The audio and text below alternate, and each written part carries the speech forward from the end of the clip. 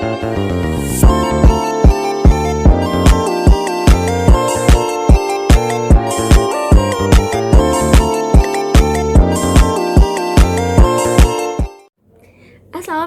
warahmatullahi wabarakatuh. Let me introduce myself. My name is Pramutya Galugayatri from Management 23C with NPM 234-11164. In this video, I will discuss introduction to human resource management. Check it out. First, understanding. Human resource management is one of the fields of general management, such as financial management, marketing management, and operation management. Human resource management is an important field of study in companies because the problems faced by companies are not only raw material, capital, and work tools and production, but also human resource problems, which in fact are the practice who run and manage production.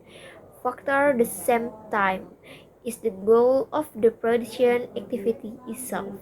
Oke, jadi manajemen sumber daya manusia atau MSDM itu menjadi salah satu bidang dari manajemen umum seperti manajemen keuangan, manajemen pemasaran, serta manajemen operasi. Manajemen sumber daya manusia ini menjadi bidang kajian penting dalam perusahaan karena problem yang dihadapi perusahaan bukan hanya persoalan bahan mentah, modal, alat kerja, dan produksi saja, tetapi juga problem sumber daya manusia yang notabene adalah pihak yang menjalankan dan mengolah semua faktor-faktor produksi sekaligus merupakan tujuan dari kegiatan produksi itu sendiri. Oke, next, Human Resource Management Function atau fungsi sumber daya manusia. Tugas manajemen sumber daya manusia atau MSDM adalah untuk mengelola manusia seefektif mungkin agar diperoleh satuan-satuan sumber daya manusia yang saling memberikan manfaat. Manajemen sumber daya manusia merupakan bagian dari manajemen umum yang memfokuskan pada sumber daya manusia. Oke, jadi ada beberapa fungsi manajemen. Yang pertama, perencanaan sumber daya manusia. Perencanaan sumber daya manusia merupakan proses pengkajian dan penelaahan kebutuhan sumber daya manusia secara sistematis untuk memastikan bahwa sejumlah karyawan yang dibutuhkan dan sesuai dengan persyaratan keahlian yang telah ditentukan dan tersedia pada saat diperlukan. Yang kedua, pengangkatan dan pemberhentian karyawan. Pada proses ini, kegiatan pengisian formasi yang merekrut karyawan, screening, serta seleksi kepada pelamar juga penempatan formasi. Fungsi manajemen sumber daya manusia semakin rumit karena berbagai peraturan memberi peluang yang sama untuk seluruh lapisan masyarakat dan mendapatkan pekerjaan, serta semakin kompleksnya formasi jabatan yang akan diisi. Yang ketiga, pengupahan tunjangan. Upah kepada karyawan dikatakan berhasil jika didasarkan pada keadilan dan kewajaran. Contohnya, yang pertama, keseimbangan antara upah yang dibayarkan dengan pekerjaan yang berbeda dalam satu perusahaan. Yang kedua, pembayaran upah yang adil dan wajar kepada karyawan atau pegawai yang berada dalam jabatan yang benar-benar sama dalam satu perusahaan. Oke, lanjut yang keempat, penilaian kinerja dan pengembangan karir. Fungsi ini dilakukan setelah karyawan atau pegawai bekerja dalam sebuah perusahaan. Tidak hanya penilaian positif, perusahaan juga menganalisis apabila kinerja karyawan atau pegawai yang negatif. Fungsi penilaian kerja ini meliputi yang pertama, penilaian dan evaluasi kinerja karyawan atau pegawai. Yang kedua, analisis serta pemberian dorongan kinerja karyawan atau pegawai. Yang ketiga, pemberian bantuan kepada karyawan atau pegawai dalam rangka pengembangan karir. Oke, next yang kelima, pelatihan dan pengembangan. Perusahaan dapat melatih karyawannya serta mengembangkan melalui prosedur formal maupun informal.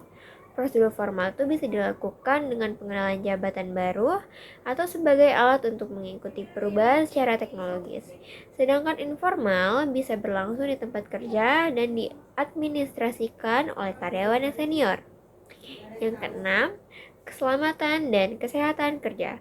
Pada proses ini, sumber daya manusia berfokus pada perencanaan dan penerapan manajemen keselamatan serta kesehatan kerja, penerapan program-program motivasi karyawan atau pegawai, selanjutnya penyusunan strategi mengatasi konflik perusahaan, dan yang terakhir, perhitungan tingkat produktivitas perusahaan. Yang ketujuh, penerapan efektivitas hubungan kerja. Pada fungsi ini, perusahaan harus mampu membuat standar bagaimana hubungan kerja yang efektif dan efisien dengan diimplementasikan. Kegiatan yang bisa dilakukan antaranya, yang pertama, saling menghormati hak-hak antar karyawan atau pegawai. Yang kedua, menetapkan prosedur bagaimana keluhan pekerja. Yang ketiga, melakukan kegiatan penelitian mengenai manajemen sumber daya manusia atau MSDM. Oke, topik yang selanjutnya yaitu Human Resource Management Objective atau tujuan dari manajemen sumber daya manusia. Yang pertama, mengembangkan sistem kerja dengan kinerja tinggi yang meliputi proses perekrutan, seleksi, sistem insentif, serta pengembangan manajemen dan aktivitas pelatihan yang terkait dengan kebutuhan perusahaan.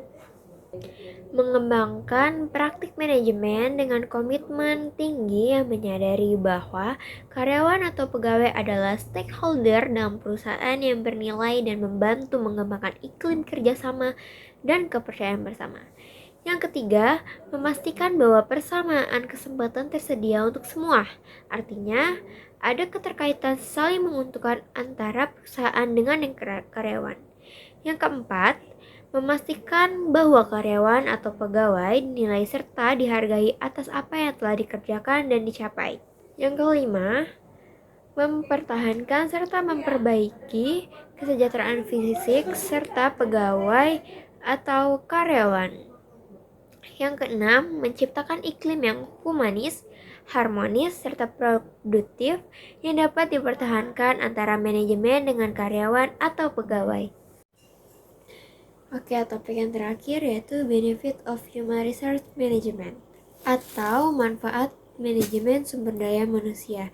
Yang pertama, perusahaan dapat memanfaatkan sumber daya manusia yang sudah ada secara baik. Yang kedua, produktivitas dari karyawan yang sudah ada semakin meningkat. Yang ketiga, penentuan kebutuhan tenaga kerja atau karyawan. Yang keempat, penanganan informasi dan ketenagakerjaan. Yang kelima, penelitian. Okay, thank you for those who have watched this video. I am. Wassalamualaikum warahmatullahi wabarakatuh. Bye bye.